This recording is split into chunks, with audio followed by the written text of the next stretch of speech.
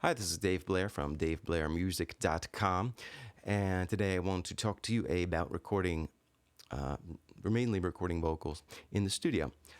Uh, this was probably one of the number one questions I've gotten when I was asking people, "What do you want me to do a video on?" And in my studio, I have had I don't even couldn't tell you how many, but many singers come through the studio, and I've recorded vocals, and it's just a lot of the same types of questions and a lot of the same types of issues, and I keep kind of repeating myself. Anytime people want to come down to the studio, I kind of give them a litany of things to think about before they come down so they could get the most out of it. And they're prepared and everything.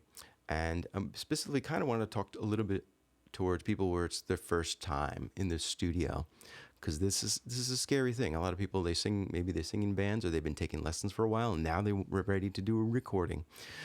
So they have to pick out a song, and they ask a lot of questions, and they're obviously nervous. And they say, well, how long is it going to take? And how do you do it? Are you going to track, do I punch in? And, so I'm going to give you a little bit of some helpful advice when it comes to that and give a little heads up. So, first of all, one of the first questions I always get is, how long is it going to take to do one song? And sometimes people they've never recorded in their life, and they're like, oh, I have 5 songs. Do you think we could get that done in 2 hours? And I'm like, no. I've never had, unless someone who's really experienced, I've had people come in the studio and bang out a song in one take. No punch-ins, just sing, record, sing the song. Perfect. We're done. That's rare. That's rare. Even really good singers. I've heard recordings of Freddie Mercury where he would do multiple takes and they'd pick the best sections. And that's pretty much what happens. I don't suggest being a situation where you think you're going to punch in every word. Just never, it's just a nightmare. It's a lot of work and it never sounds natural.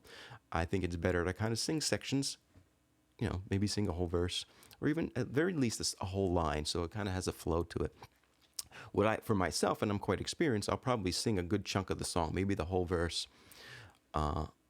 Since you're in the mode, if the verse and the chorus is very different, I'll usually just sing the verse and then stop, get myself composed and sing the chorus, because sometimes it's a whole different register, a different vibe, everything. And then maybe I'll sing a few different ways. Maybe I'll try it with a little more energy. Try it, sometimes it takes a few takes to kind of figure out, because maybe you've been doing it live for a long time. But still, in recording, sometimes it's very subtle differences in how you approach it. Energy-wise, could make a big difference sonically. So I'll take a few takes, and usually one take is kind of better, and then maybe this particular line was better. So I'll kind of comp them together just to get the best take. I might take 5 takes, and every one of them is probably usable. It's not like I'm trying to piece together something that's usable. They're all usable, but it's a matter of, I like the energy when I sang that word on here. Let's use that one. Or this one floated just a little bit better because I'd done the take a few times and I was just starting to get into it. So a lot of it's more attitude, energy, and vibe. And that's a lot of my job. I've spoken with countless producers about recording, and one of the consistent things I hear from people, I'm talking about people that have done records that you've heard on the radio, work with people that you've heard of, and they say, I've heard things like, I'm the psychologist for the singer, and that's my number one job. Because if you have a good mic and everything, and it's about pressing the button, but then it's about working with the artist to pull out the best performance.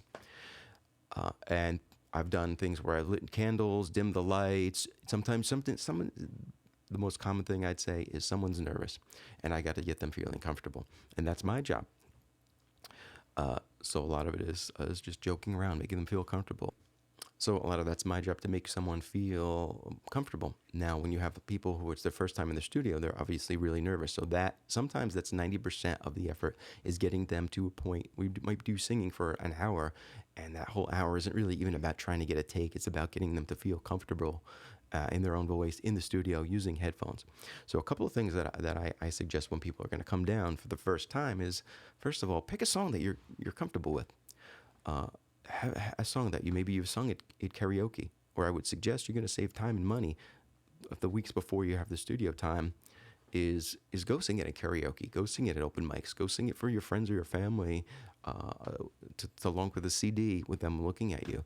Sing it on your garage band and record it with your headphones on, and record, put a little recorder out in the audience or your iPhone or whatever, record the performance to the point where you say, hey, I know I could sing this song. I know I sing the song, and I know sing this song well. Because if you come to the studio with the attitude, well, I think I could sing the song. Hopefully in the studio we could punch it in so I get it right. You're gonna waste a lot of time and a lot of money.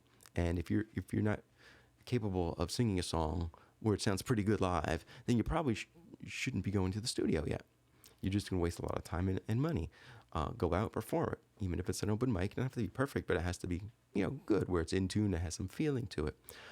If you're taking vocal training, which I would recommend to everyone, it makes a huge difference if you have the right teacher. Make sure you have good technique. You don't want to be in the studio thinking vowels and breathing. That should be automatic. You don't have to be super advanced, 10 years of training, but at least have a good handle on whatever training you do have, where your breath is pretty natural and you're not going to lose your breath if you get nervous. Where you could pretty much sing. Pick a song that for your very first time, your really goal. It's not going to be a career-making recording. Your real goal is to walk out or say, hey, I got a recording. Where when I play it in the CD, people say, I enjoy that. That's good. And it doesn't sound like a student. It doesn't sound like someone's trying to sing or punching in. It sounds like a recording of someone that could sing. It sounds natural. It sounds professional. And even if it's a real basic, simple, easy song, so what? It's good. I'd rather hear anyone would rather hear someone singing an easy song that just sounds good and natural and professional and has some feeling and emotion than you try to sing something, some Mariah or Journey, that's you don't quite have a handle on and try to punch it in and spend hours trying to get it right. This is your first recording. Let's work up to that. I think the main thing is doing a first recording a lot of times has a big psychological effect, because if they walk away with something that they could play in their car and sounds pretty good and their friends like it and their family likes it, that gives them some confidence, and it makes their singing better as a result, because now they're kind of motivated and inspired, as opposed to if you try to do something that's just a little bit above what your capabilities are at that point. It could be devastating, it could be stressful, it could be you think that you suck, and there's no point in going down that road, because it's not anybody could get great at anything, including singing, but you got to realize where you're at and make the best of that. So everything you do should be at a quality level. So if you have to take the easiest song in the world and sing it, but it's going to be sung with good feeling and emotion, then you get the idea of what it's all about.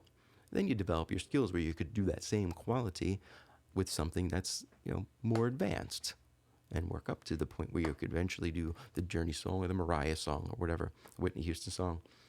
But that's not going to come. If you've never done a recording before, chances are you're not at that level yet, and that's okay. People kind of underestimate. They take lessons for 6 months and they think, hey, I learned all this stuff, and they have now I should be able to sing anything. And it's people think it's easier than it is, and it's not. It takes years to really get really good. Now, make sure you really know the tune. Don't come in there. I've had people come in with lyrics. If you kind of know the song, sometimes the lyrics are just a security blanket. But if you don't know the song well enough where you could just sing it, then maybe you should practice it for another 2 weeks, because it's going to affect. You're spending money, and time is money in this recording studio. So make sure you know the song. Again, have sung it out. Sung it at a karaoke song. And people are a little bit nervous about doing that, but if you're too nervous to do that, you're going to be nervous in the studio.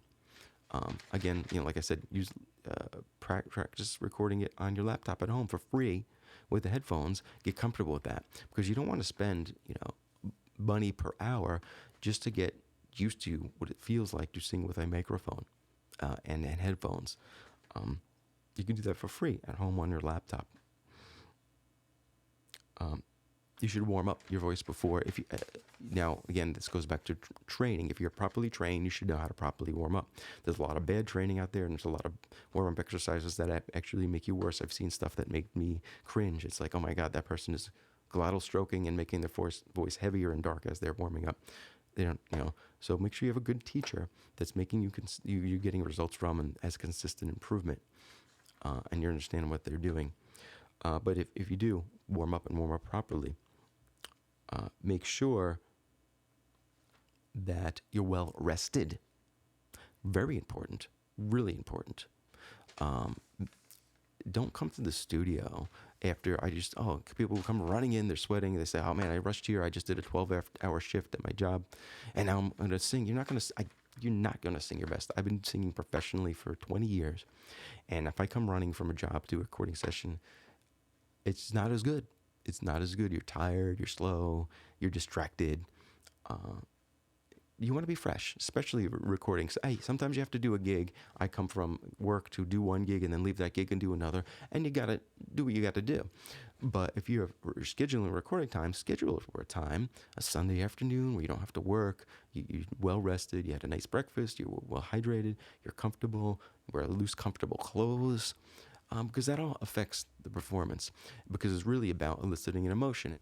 One last thing I wanted to talk about a little bit, that you should be aware of, is mic technique, which most engineers or producers will probably talk to you about, but you should be, go in knowing this a little bit.